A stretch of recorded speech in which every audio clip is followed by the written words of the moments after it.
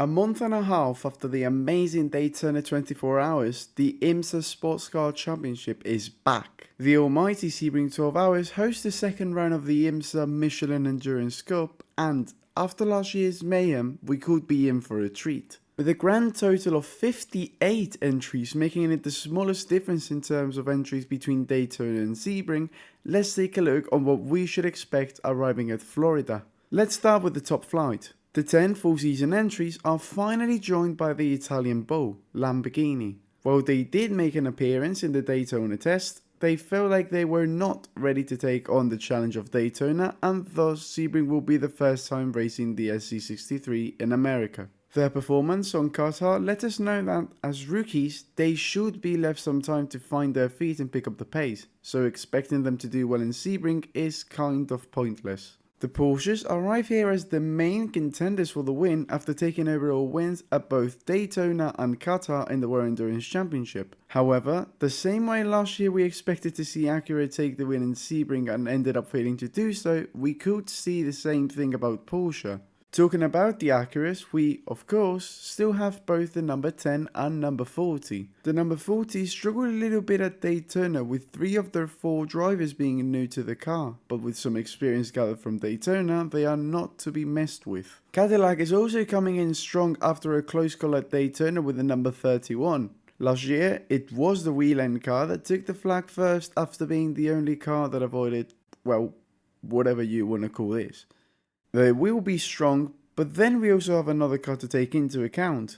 BMW. Yes, I know they are the car that struggles the most overall, but Sebring was their turning point last year, and I wouldn't be surprised if they can put up a fight this year. We now move on to LMP2. It was the closest category at Daytona, with the amazing battles between Riley, APR, ERA and PR1. 2 drivers, however, really stood out: Maltha Jacobsen and Conor Silish.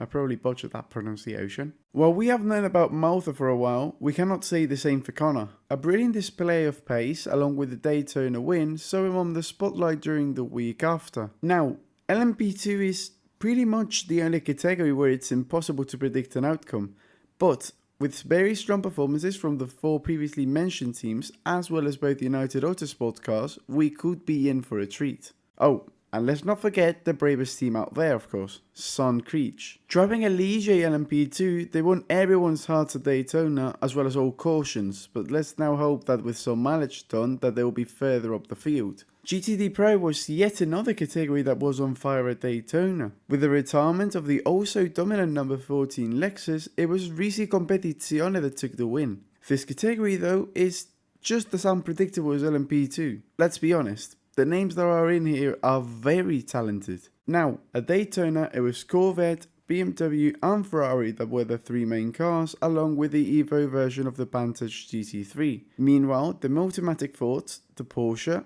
the McLarens and the Lamborghinis weren't exactly up to pace, since the BOP just, well, did the BOP thing. Nevertheless, as I said before, Sebring is full of surprises like we saw last year with the FAF Porsche, so an underdog victory is on the cards. Finally, we have GTD. The hype arriving at Florida is fairly high. The number 12 Lexus also had some issues at Daytona while running at the top of the timing sheets in GTD, so it will be mental to not take them into account in the fight for the win. The AWA Corvettes also struggled a lot between issues and engine problems, while the Fords were pretty much nowhere to be seen. The question arriving at Sebring, however, is how many cars can we see taking the lead in GTD? There's not really a favourite car at the moment, but known by its incredible amount of lead changes, we could be in for a surprise. So then, what do you expect for the Sebring round? Could we see the Lamborghini finishing ahead of some of the GTP entries?